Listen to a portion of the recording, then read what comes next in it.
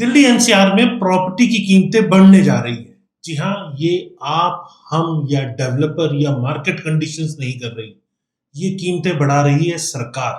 जी हाँ, सरकार के इस कदम से दिल्ली एनसीआर में कीमतें अब तेजी से बढ़ पाएंगी। तो क्या है पूरी खबर? क्योंकि हाल ही में मिनरल रॉयल्टी और ट्रांसपोर्टेशन फीस में हरियाणा सरकार ने बहुत ज्यादा बढ़ोतरी कर दी है, जिससे दिल्ली एनसीआर के रियल एस्टेट में बहुत ज्यादा हलचल हो गई है। डेवलपर बहुत चिंतित है, बायर बहुत चिंतित है कि आखिर इससे क्या कीमतें बढ़ेंगी, क्या असर पड़ेगा हम पे। तो आज इसको हम डिटेल में आपको बताएंगे कि ये जो बदलाव हुआ है वो किस तरह से बाजार, डेवलपर और आम जनता को प्रभावित करने वाला है। वीडियो को लास्ट तक जरूर देखिएगा, तभी आपको पूरा समझ में आएगा। और अगर वीडियो पसंद आए तो लाइक, कमेंट, शेयर जरूर कीजिएगा। और ऐसे फ्यूचर में आपको इंफॉर्मेटिव वीडियोस मिलते रहे, इसके लिए आपको चैनल को सब्सक्राइब करना है। तो चलिए शुरू करते हैं। नमस्कार, मैं हूं प्रदीप मिश्रा। प्रॉपर्टी मिश्रा शो में आपका स्वागत है। यहाँ हम आपको प्रॉपर्टी और प्रॉपर्टी मार्केट की हकीकत बताते हैं। नो बकवास, डायरेक्ट काम की बात। चलिए शुरू करते हैं। इससे पहले कि हम आगे बढ़े, आपको समझना जरूरी है कि मिनरल रॉयल्टी, सरकार की कमाई और जनता की कमजोरी, ये आखिर है क्या। सरकार ने स्टोन और सैंड की रॉयल्टी रेट्स को लगभग दोगुना कर दिया। अब किसी बिल्डिंग प्रोजेक्ट में 10,000 टन स्टोन और 20,000 टन सैंड की अगर जरूरत है तो सिर्फ रॉयल्टी में ही लाखों रुपए का एडिशनल इम्पैक्ट, मतलब बोझ आ जाएगा। ट्रांसपोर्टेशन फीस का भी बोझ अलग से है। सरकार का अपना तर्क है, सरकार का तर्क है कि इससे इलीगल माइनिंग पे रोक लगेगी, लेकिन ग्राउंड रियलिटी में जेन्युइन बिल्डर और बायर ही पिस पाएंगे। गवर्नमेंट का ये स्टेप रेवेन्यू को तो गवर्नमेंट के लिए जरूर बढ़ाएगा, नो डाउट गवर्नमेंट को इससे फायदा जरूर होगा, लेकिन हाउसिंग सेक्टर की अगर हम बात करें और उसकी अफोर्डेबिलिटी की बात करें तो सीधा वहां डायरेक्ट नुकसान पहुंचेगा। जो हर घर पहले से ही आम आदमी की पहुंच से ऑलरेडी दूर हो चुका है और अब दूर और होता चला जाएगा। सरकार की जो ये नीति है, कहीं ना कहीं घर खरीदना है तो टैक्स और रॉयल्टी भी भरो की तर्ज पर चल रही है। डेवलपर की मुश्किलें काफी बढ़ गई है, लागत में बहुत उछाल है और प्रोजेक्ट्स में कहीं हद तक ठहराव भी देखने को मिलेगा। रियल एस्टेट डेवलपर्स के लिए बदलाव जो है किसी गहरी मार से कम नहीं है। पहले ही approval, land cost, labour, steel, cement जैसी चीजें की कीमतें आसमान छू रही हैं। और जो आप जानते ही हैं, जिस हिसाब से जियोपॉलिटिकल टेंशंस होती हैं, तो सबसे पहले इन्हीं चीजों पे सबसे ज्यादा इम्पैक्ट देखने को मिलता है। जब स्टोन और सैंड की रॉयल्टी और ट्रांसपोर्टेशन फीस ने कॉस्ट शीट को और भी अब बढ़ाने का काम किया है। छोटे डेवलपर्स के लिए तो ये स्थिति, मैं तो कहूंगा कि सर्वाइवल क्राइसिस जैसी हो सकती है। कई डेवलपर प्रोजेक्ट्स को डिले या हॉल्ट भी कर सकते हैं। और सबसे इंपॉर्टेंट चीज, जो अफोर्डेबल हाउसिंग स्कीम है उसकी वायबिलिटी, उसके ऊपर बहुत बड़ा असर पड़ेगा, क्योंकि वो नेक टू नेक चलता है, वो वॉल्यूम सेल्स के ऊपर चलता है। अब जब लैंड कॉस्ट काफी ऊपर आ गई है, इसीलिए गुड़गांव के अंदर आप देखेंगे अफोर्डेबल हाउसिंग प्रोजेक्ट नहीं आ पा रहे हैं। कोई भी अफोर्डेबल हाउसिंग प्रोजेक्ट 10 से 12 करोड़ रुपए तक की लैंड होगी तो हरियाणा के अंदर अफोर्डेबल हाउसिंग प्रोजेक्ट निकल पाएगा।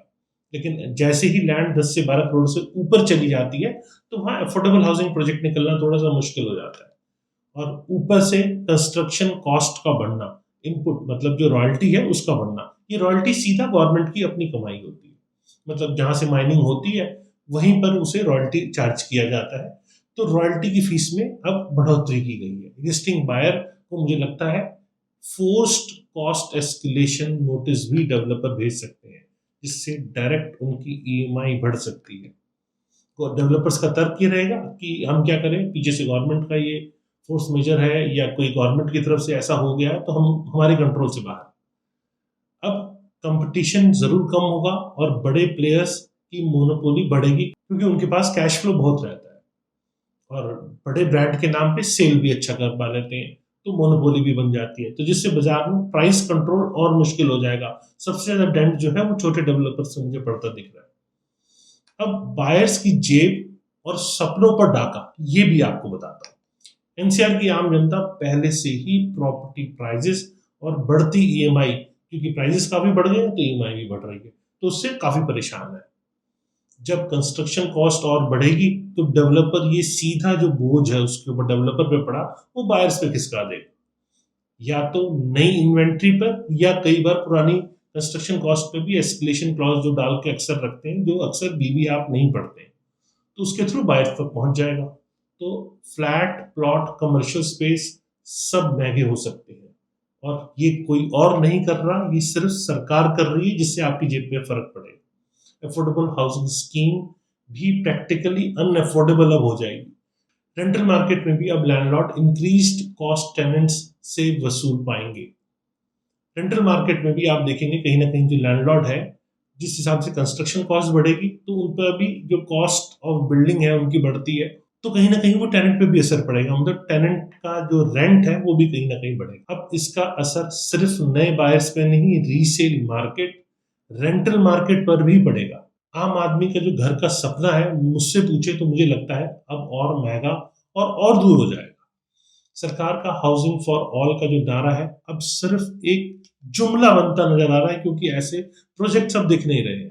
गवर्नमेंट की पॉलिसी और मेरे कुछ सुझाव भी हैं। सरकार ने कंपनसेशन और लैंड रेंट प्रोसेस को ट्रांसपेरेंट करने की बात कही है, लेकिन जब प्रोजेक्ट ही फिजिबल नहीं रहेगा तो फार्मर को कंपनसेशन मिलेगा किसका? जब प्रोजेक्ट ही नहीं आएंगे तो कंपनसेशन किस बात का? इलीगल माइनिंग रोकने के लिए इन्फोर्समेंट चाहिए, ना कि जेन्युइन बिजनेस जो चल रहा है उसके ऊपर आप एक्स्ट्रा बर्डन डाल दीजिए। आपकी इन्फोर्समेंट क्यों नहीं काम कर पा रही है? अगर इलीगल माइनिंग कहीं हो रही है तो आपकी इन्फोर्समेंट को उसे पकड़ना चाहिए।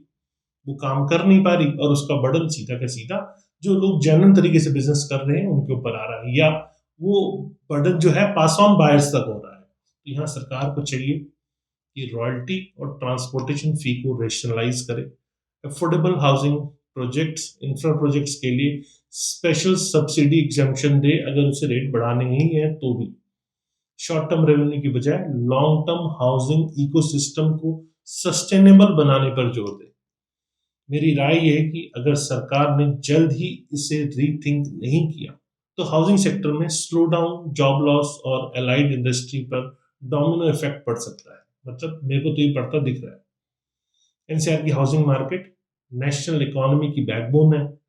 अगर यही हालत रही तो घर तो एक सपना है, टैक्स और रॉयल्टी ही अपना है, यह कटाक्ष हकीकत बन जाएगा। तो दोस्तों, आज हमने जाना कि हरियाणा की नई मिनरल पॉलिसी ने रियल एस्टेट सेक्टर की कमर तोड़ दी है। सरकार को रेवेन्यू और पब्लिक वेलफेयर के बीच संतुलन बनाना होगा, वरना हाउसिंग क्राइसिस और गहरा सकता है। आम आदमी का घर का सपना सिर्फ सपना ही रह जाएगा। कैसी लगी हमारी एनालिसिस? अगर आपको वीडियो पसंद आया तो लाइक, कमेंट, शेयर जरूर करें, और फ्यूचर में ऐसे रेगुलर इंफॉर्मेटिव वीडियोस देखने के लिए चैनल को सब्सक्राइब करें। नमस्कार और जय हिंद।